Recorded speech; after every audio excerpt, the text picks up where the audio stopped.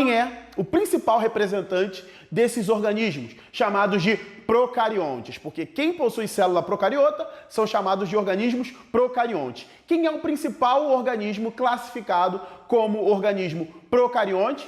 As bactérias. Então, quando você falar de célula procariota, você tem que lembrar de bactérias. E eu quero te colocar um outro bizu muito importante. Apenas as bactérias possuem esse tipo de célula. Apenas bactérias. Então você vai classificar o organismo. Ele é eucarionte ou procarionte? Tu tem que parar e pensar. É uma bactéria? Se não, eucarionte. Tu nem precisa conhecer. Se é uma bactéria, acabou, bebê. Ele vai ser considerado um organismo procarionte, tudo bem? Bactérias, e além das bactérias, as cianobactérias, as algas azuis também são classificadas como organismos procariontes com célula procariota. Tudo bem até aqui? Vamos agora para o segundo grupo? O segundo grupo é eucariota. Célula eucariota é aquela que possui uma definição mais completa. Lembra que eu falei que procariota é a célula primitiva, é o rascunho de célula? A célula completona é a célula procariota. Eucariota, perdão. Essa célula eucariota, ela tem esse nome por causa disso aqui, bebê. A presença da camadinha que envolve o núcleo, a carioteca, a membrana nuclear. Células eucariotas possuem carioteca, possuem a membrana nuclear. É por isso que tu bate o olho nela, pum, tu já identifica o núcleo. Tá aqui, ó. Você já identifica com muita facilidade o núcleo, por causa dessa estruturazinha que delimita essa organela ou essa estrutura. Então, toda célula proeucariota possui carioteca e tem um núcleo individualizado. Não para por aí, gente. Essas informações não param por aí. Quando a célula é classificada como eucariota, ela também possui como principais estruturas as organelas endomembranosas. Lembra o que é uma organela endomembranosa? É aquela organelazinha que tem envolvida ou revestida por uma membrana, que não existe dentro das células procariotas.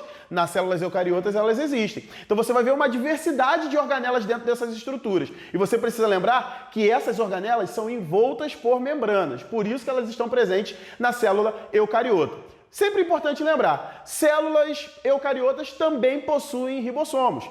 Só que os ribossomos têm diâmetro diferente dos ribossomos presentes na célula procariota. Nós costumamos dizer que os ribossomos presentes na célula procariota são ribossomos 70S, enquanto os ribossomos presentes na célula eucariota são chamados de ribossomos 80S. Então isso é uma coisa em comum que elas têm, sendo que de uma forma geral até nisso existe uma diferença. Então quais são os principais exemplos de células eucariotas?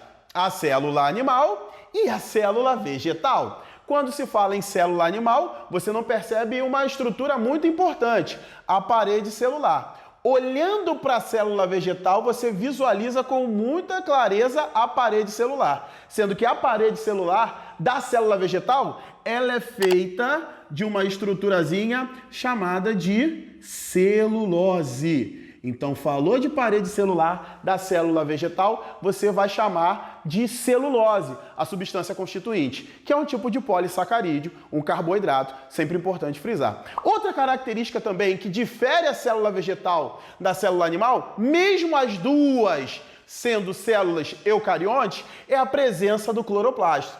Quando você olha aqui para o cloroplasto, você percebe que essa estrutura ela é presente apenas nas células vegetais. E é uma estrutura que está ligada diretamente à produção de matéria orgânica. Ou seja, graças aos cloroplastos, que as células vegetais conseguem realizar um fenômeno chamado de fotossíntese. E fica tranquilo que isso não é um aplicativo de foto. E isso daí é uma estrutura muito importante, é um fenômeno muito importante para o processo de produção de matéria orgânica, glicose, não esquece disso não. Outra estrutura muito importante que faz com que a gente visualize uma célula vegetal é esse danadinho aqui, são os vacúolos. Vacúolos são estruturas também exclusivas da célula vegetal. Então é sempre importante fazer esse comparativo, mesmo você tendo uma célula vegetal e célula animal fazendo parte de estruturas eucarióticas ou eucariontes, algumas diferenças elas têm. E essas diferenças precisam ficar bem claras para vocês, para que você não confunda nada. No mais, a gente precisa entender que essas células elas têm funções variadas